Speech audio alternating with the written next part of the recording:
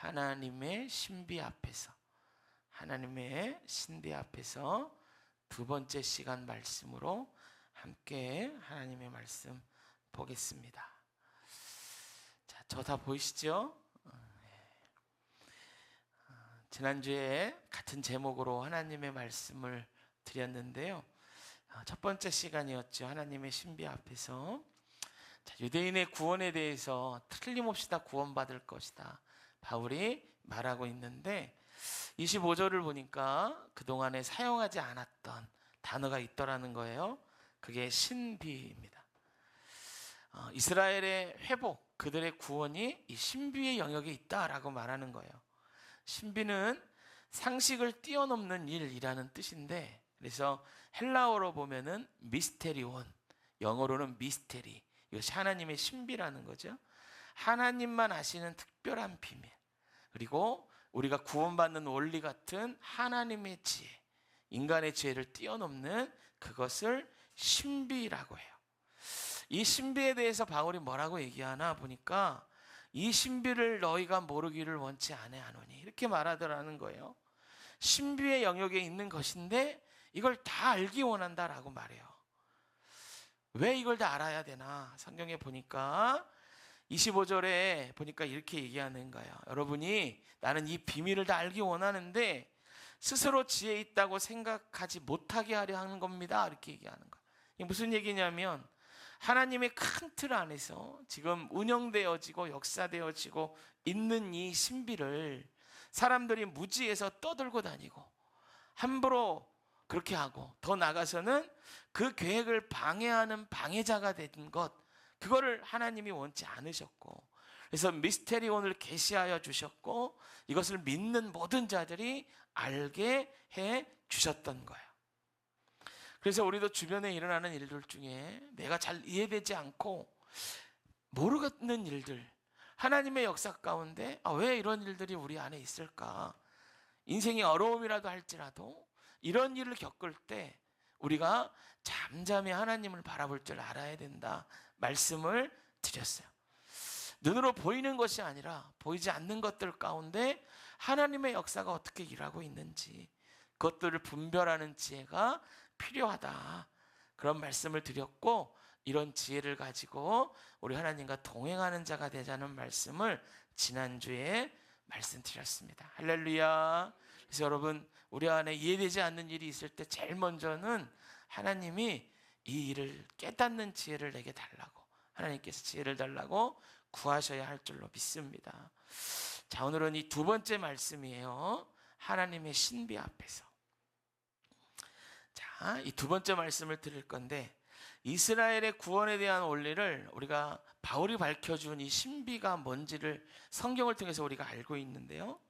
이 설교를 듣기 전에 우리가 먼저 머릿속에 넣어두어야 할 전제가 있어요.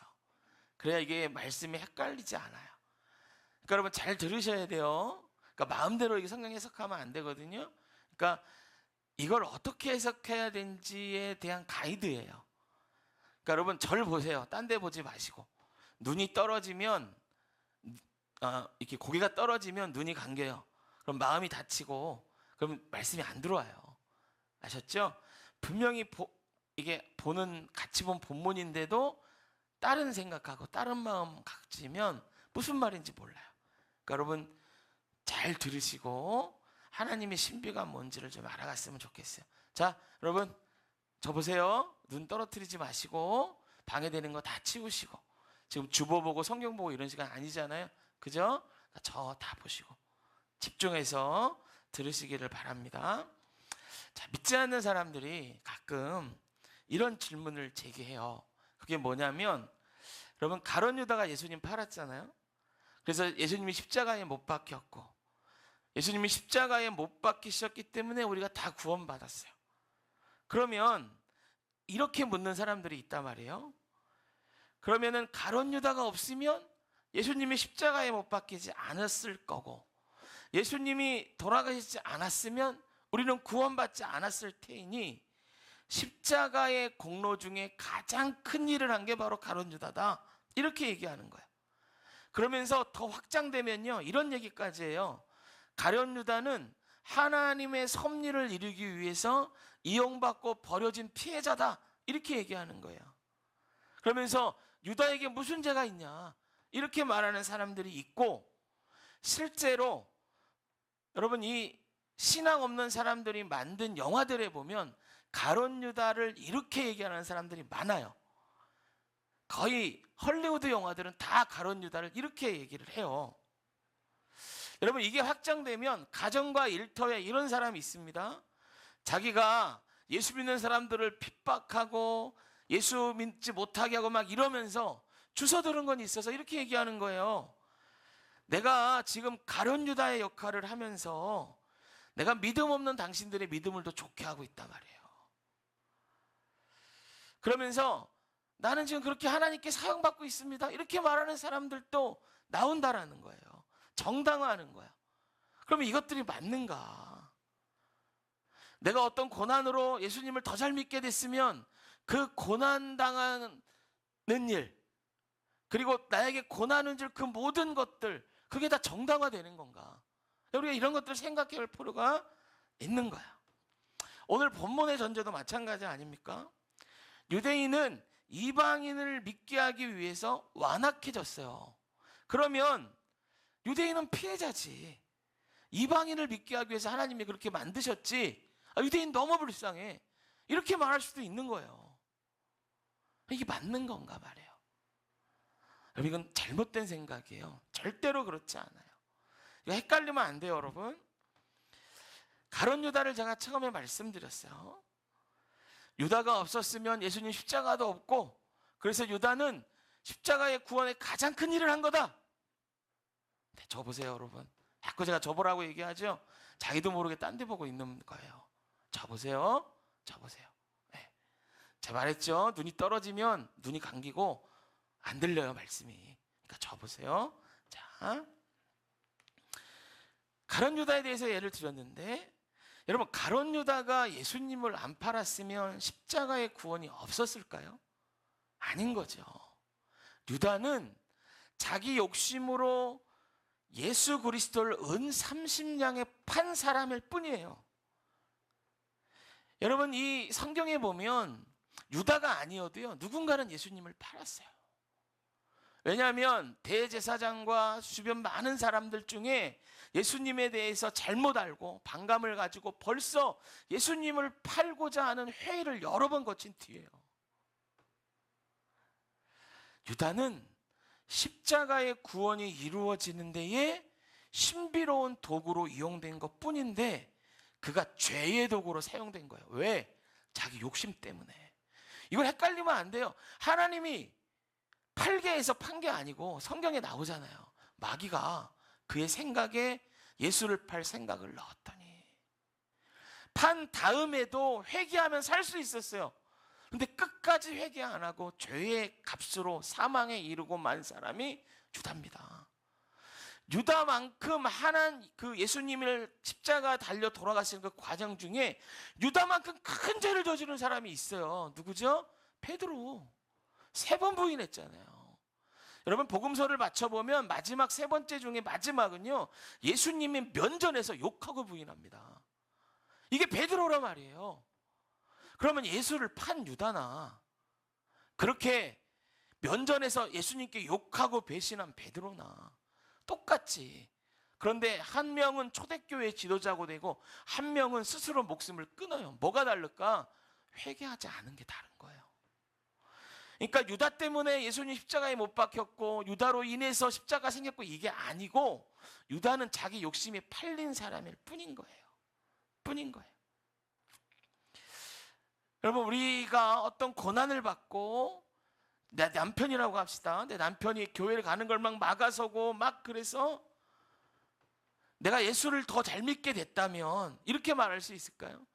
당신은 나를 예수 잘 믿게 만든 도구이니 끝까지 그 자리에서 머물러 있고, 그래서 나의 신앙을 더 좋게 해주세요, 이렇게 말할 수 있을까요? 아닌 거예요.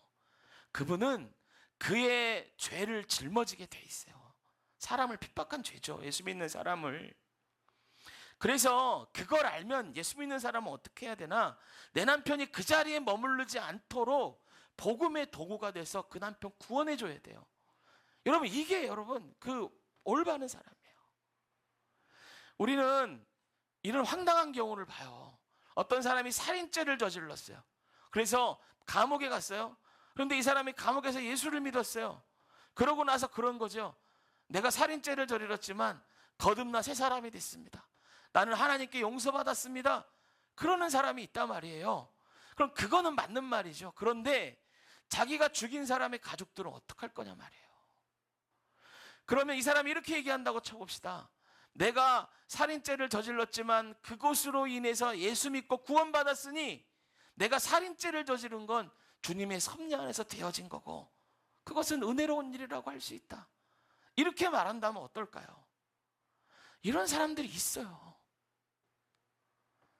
여러분, 이 사람이 그것 때문에 예수 믿는 건 잘된 일이죠. 그러나 구원받고 나서도 10년이든 20년이든 감옥에 있어야 되고요.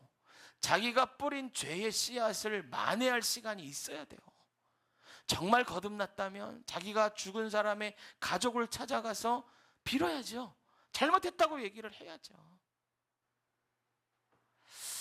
여러분, 이게 왜 이런 일이 일어나냐면 하나님의 역사를 헷갈려서 그러는데요. 하나님의 구원의 역사는 우리가 잘못하고 넘어지고 실족했다고 끊기는 게 아니에요.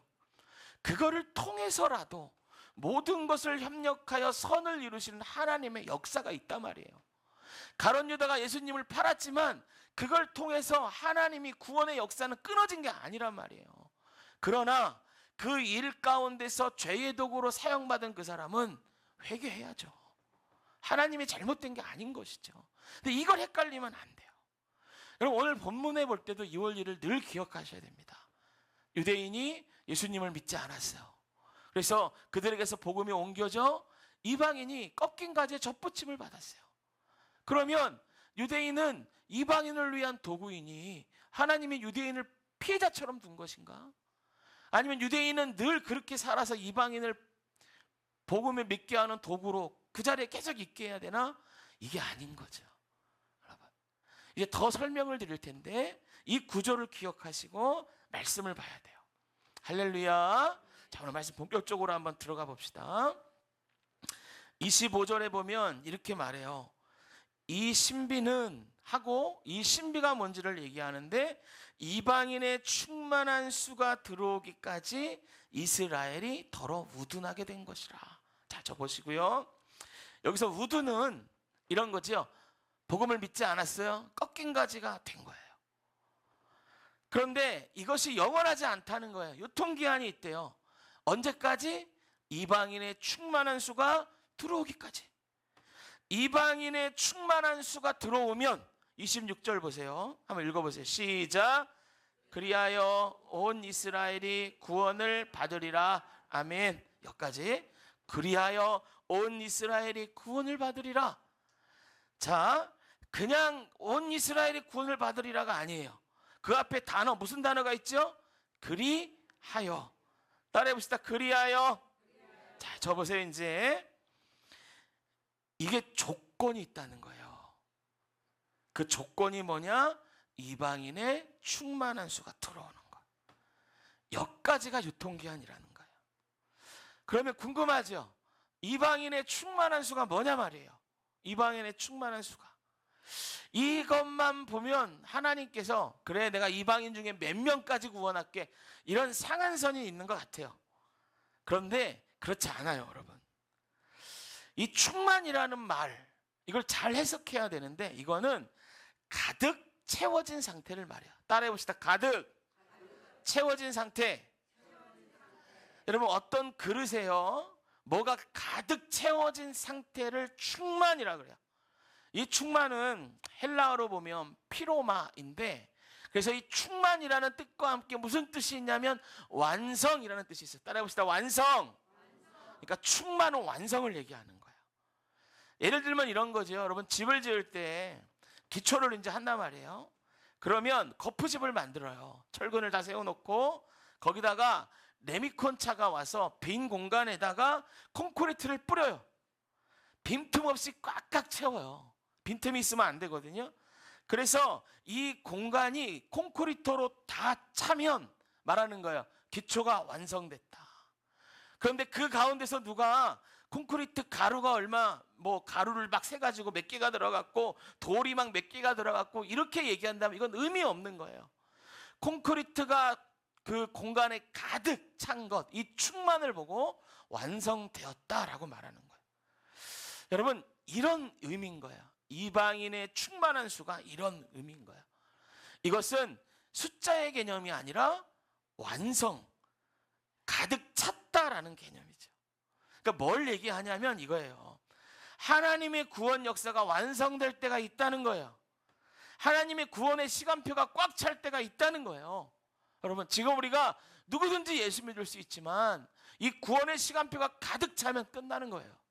이때가 있다는 거예요. 그럼 이때가 언젠가? 이때에 대해서 신학자, 목사님들 다 똑같이 얘기합니다. 이때가 언제냐? 우리 주님 재림의 순간이에요. 다시 오시는 순간입니다. 자, 보세요. 이방인의 충만한 숫자가 차고 유대인이 구원받고 우리 예수님 다시 오셔요. 이게 인류 역사의 마지막 사이클입니다. 이렇게 하나님의 구원 역사는 완성돼요. 여러분, 예수님 언제 오시죠? 누가 알려준 사람 있어요? 모르죠? 네, 저도 모르고 여러분도 모르고 며느리도 몰라요. 아무도 몰라. 이거는 오직 한 번 누가만 아세요? 하나님만 아세요. 하나님만. 근데 예수님이 힌트를 줬어요. 힌트를. 그냥 아무 얘기 안 하면 막 언제 오지 막 이럴까 봐 예수님이 한 가지 힌트를 주셨어요. 자, 마태복음 24장 14절 스크린 보세요. 다 한번 같이 읽어볼까요? 자, 시작. 복음이 모든 민족에게 증언되기 위하여 온 세상에 전파되리니 그제야 끝이 오리라. 복음이요, 온 세상에 전파될 때 예수님 다시 오신대요. 이 복음이 온 세상에 전파될 때가 언제냐? 이 로마서가 말하는 이방인의 충만한 수가 가득 찰 때입니다. 여러분, 오늘 유엔에 속하는 그 나라 수가요 200여 개가 있거든요. 이 중에 복음이 안 들어간 나라는 사실은 없어요. 뭐 일본, 북한, 사우디아라비아, 이란 이런 데도 다 복음은 들어갔어요. 하지만 마태복음 24장 14절에 보면 모든 나라라고 하지 않으셨어요. 뭐라고 그랬어요? 천국복음이 모든 민족에게. 민족은 헬라어로 에스노거든요. 이 에스노는 이 나라의 단위보다는 더 소규모, 소수민족이라고 할 수 있는 이 소규모 단위를 얘기해요. 여러분, 우리는 한결의 한민족이라고 하잖아요. 그런데 세상에 있는 모든 나라가 그런 게 아니에요. 어떤 나라들은 보면 아주 많은 소수민족들로 이루어진 나라들이 있어요.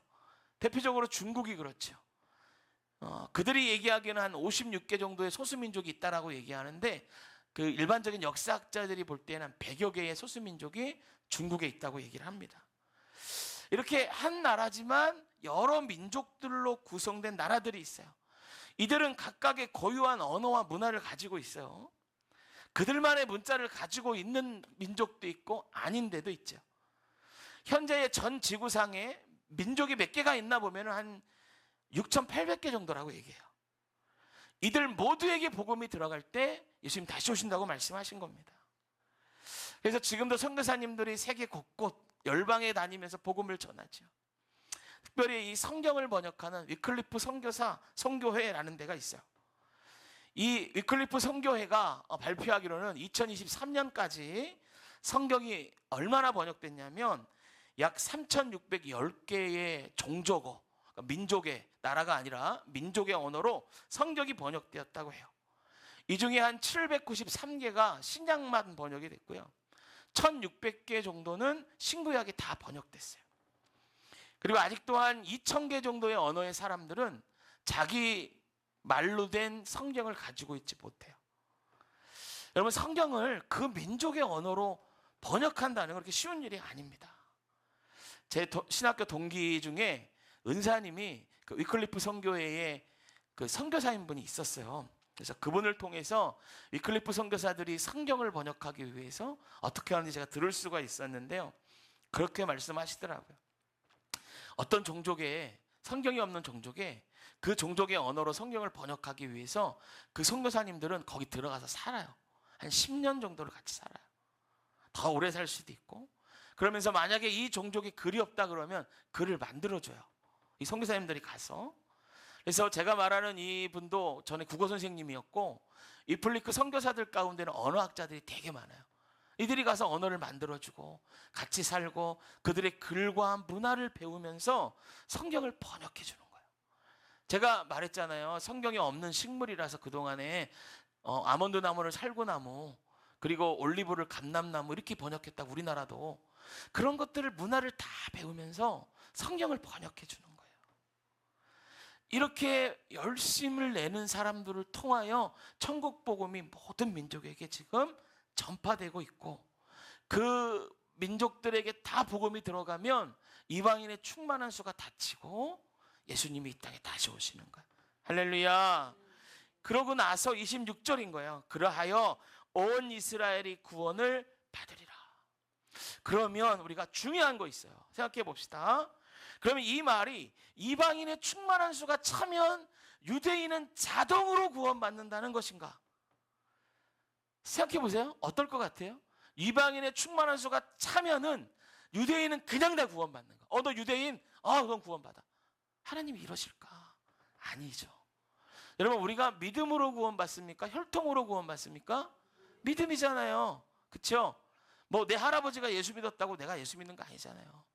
구원받는 거 아니잖아요. 내가 예수 잘 믿는다 그래서 내 가족이 구원받는 거 아니란 말이에요. 내 남편이 구원받는 거 아니란 말이에요. 그러니까 예수 믿는 건 믿음이에요. 믿음으로 구원받는 거예요. 그런데 유대인의 충만한 수가 차면 유대인은 그냥 다 구원받습니다. 이건 뭐예요? 혈통으로 구원받는 거예요? 믿음으로 구원받는 거예요?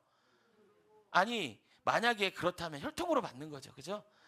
유대인이 충만한 숫자는 차면은 유대인은 다 자동으로 구원받아요. 그럼 혈통으로 구원받는 거죠. 믿음이 아니라. 그러니까 유대인의 충만한 수가 다 차고 유대인이 구원받는다는 얘기가 이방인이 아니면, 유대인이면 다 구원받습니다 하는 게 아니라는 거예요. 아니라는 거예요. 그럼 어떻게 구원받나? 똑같아요, 여러분. 전하는 자가 있어야 돼요. 전하는 자.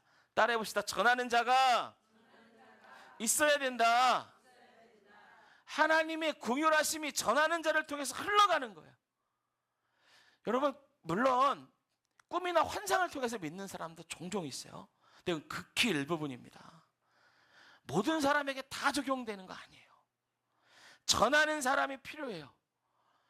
고린도전서 1장 21절 제가 읽어볼게요. 들어보세요. 하나님의 지혜에 있어서는 이 세상이 자기의 지혜로 하나님을 알지 못함으로 하나님께서 전도에 미련한 것으로 믿는 자들을 구원하시기를 기뻐하셨도다.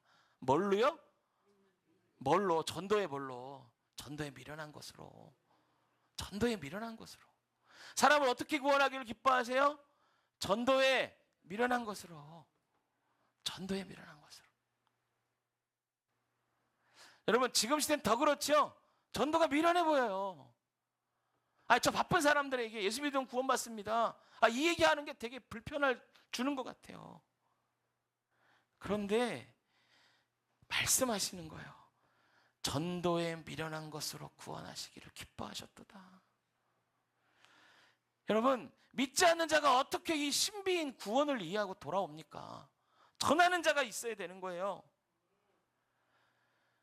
그러면 이방인이 가득한 수가 차고 이제 유대인이 구원받는다 그랬는데, 유대인에게도 전하는 자가 필요한데 전하는 자리에 이제 누가 있는 거예요? 유대인이 있는 거예요? 이방인이 있는 거예요? 이방인이 있는 거예요. 이방인이. 복음의 뿌리인 유대인을 통해서 접붙임을 받았어요. 그래서 유대인이 이방인을 구원하는 도구가 돼서 우리에게까지 구원이 왔어요. 그리고 나서 이 이방인이 다시 유대인을 구원하는 복음의 통로가 되는 거예요. 할렐루야. 이게 구원의 신비입니다. 믿지 않는 유대인들의 상태가 어떤가? 11장 28절 한번 보십시오. 제가 이렇게 눈으로 따라 보세요. 복음으로 하면 그들이 너희로 말미암아 원수된 자요, 택하심으로 하면 조상들로 말미암아 사랑을 입은 자니라. 저 보세요.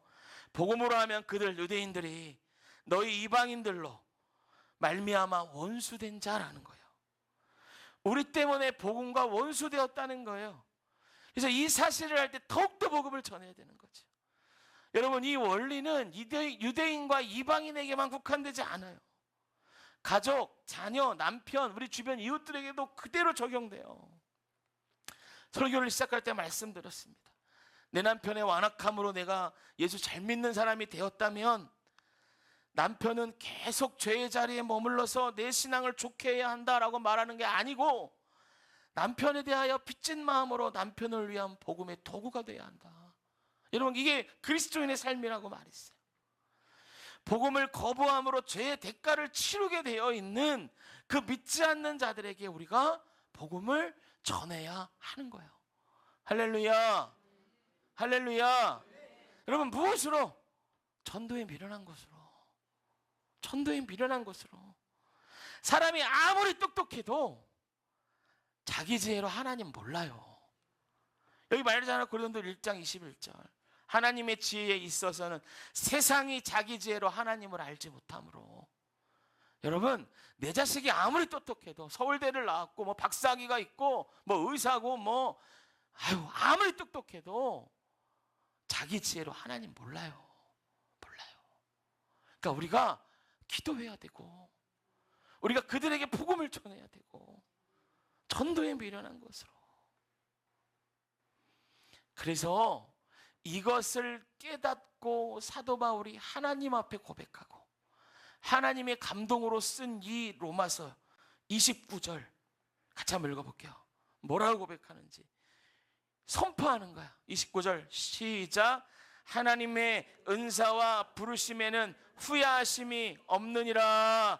할렐루야, 할렐루야. 하나님의 은사와 부르심엔 후회하심이 없어요. 지금 믿지 않는 유대인의 모습에도, 지금 믿지 않는 우리 주변 사람들에게도, 왜?